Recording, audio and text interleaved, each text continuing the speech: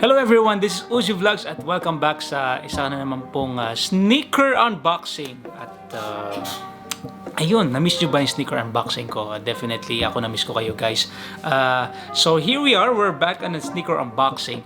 And check natin tong bago kong i-unbox, right? But before we do that, sa mga hindi pa po nakapag-subscribe po sa akin, please do so.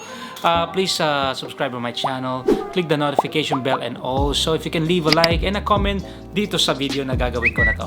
Alright? Okay, let's get it on. Yon. So, over the course of yung nitong YEEZY experience, ito nga, lumabas nga po yung sapatos ni YEEZY na basketball edition. So, ano man difference to sa mga naunang YEEZY na 350 or previous YEEZYs? Of course, sabi nila it was supposed to be made for basketball enthusiasts at pwedeng gamitin on court. But hindi naman po siya nakikita as talagang ginagamit sa basketball kasi alam natin YEEZY parang ang hirap gamitin sa basketball dahil sa mahal ng presyo. Alright, so let's get it on. Tingnan natin kung ano bang special nitong YEEZY basketball na to at ano ba ang model nitong YEEZY basketball na to. Alright, so ito na nga po, wala na po paligoy-ligoy pa. Ito po ang YEEZY basketball quantum, but ito po ang Barium colorway. So meron po lumabas na first edition ng quantum basketball, yun yung pinakaunang YEEZY basketball, at ito po ang pangalawang colorway. So tingnan po natin, unbox po natin ang YEEZY quantum Barium. There we go. It doesn't say Barium there on the box. Toop, tap, toop, tap. Yeah. So, but it does says Barium dito sa label. So, yan. Buksan po natin. Wow! Right! Okay. So, I have in my hand the YEEZY Quantum Barium. Alright, now in my hand, kaboom! Okay, now let's go to the uppers. Ito yung uppers or mid part of the shoe. Ito nga, meron siyang cage, translucent cage. And then, sa loob niya is meron siyang something like brownish gray na kulay.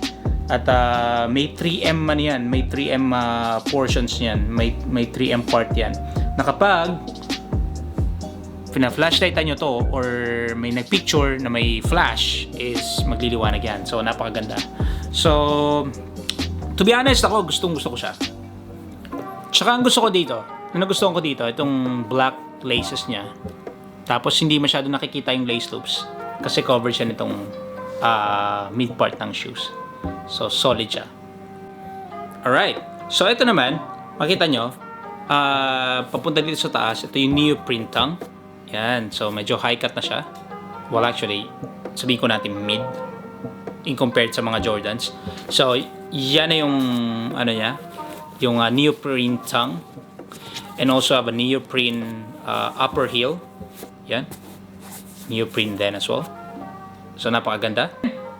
Let's continue with the heel portion. All the way down here is the plastic heel counter, dark gray. And then all continuing dito sa baba is yung part din ng heel na papunta dito sa gilid, also plastic, right? So maganda dito kapag kinunan nyo siya ng picture or kinunan nyo siya ng flash ng camera, meron din yung mga IC 3M sparkles na nandyan. So solid na solid to. So midsole part, icy white, napakaganda combination. Napansin ko nga dito parang nag-X siya. So parang nagdi-divide lahat ng kulay, di ba? Astig. Alright, let's go to the sole. Yan, sa sole part, underlying itong sole part na to is actually boost material. So napaka-comfy niya. Boost material, palaging comfy yan. So ayan, kita na po natin an actual kung ano yung materials at ano itsura ng YEEZY basketball Barium. Ako para sa akin, sobrang maganda to. Solid to for pormahan. pormahan kasi lifestyle to para sa akin. I wouldn't use this definitely for basketball kasi hindi ko alam kung yung technology kakayanin niya o tsaka manghihinayang ka sa presyo kung magma-basketball mo to tapos may resale value to resale value nito medyo mataas, so sayang naman, di ba? Wag na natin lang ipanlaro. So keep nyo lang for your collection. Hype it up, i-flex nyo siya pag sinuot nyo. For sure maraming mapapanga pag suot nyo tong YEEZY Barium na to.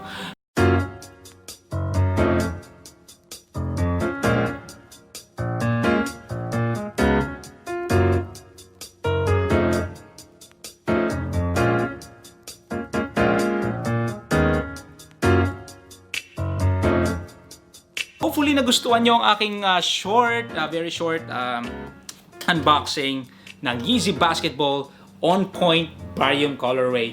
At sana nakakuha din kayo. Kasi ako hindi ako nakakuha actually. So, well, at sana nagustuhan nyo to at sana nakakuha kayo. Ito dahil solid to. Maganda to para sa collection nyo. Anyhow, this is YEEZY Vlogs. I hope you enjoyed my short comeback unboxing video. And sa mga hindi po nakasubscribe po sa akin, please do so. Click the notification bell and para updated kayo sa mga upcoming kong videos. Thank you guys so much. Pasalamat lang po muna ako sa The Vlogger Squad AE at Soul PH, ang aking grupo, at also Dubai Sneakerheads. Maraming salamat. So, this is once again YEEZY Vlogs and I'll see you on my next upcoming vlog. Goodbye!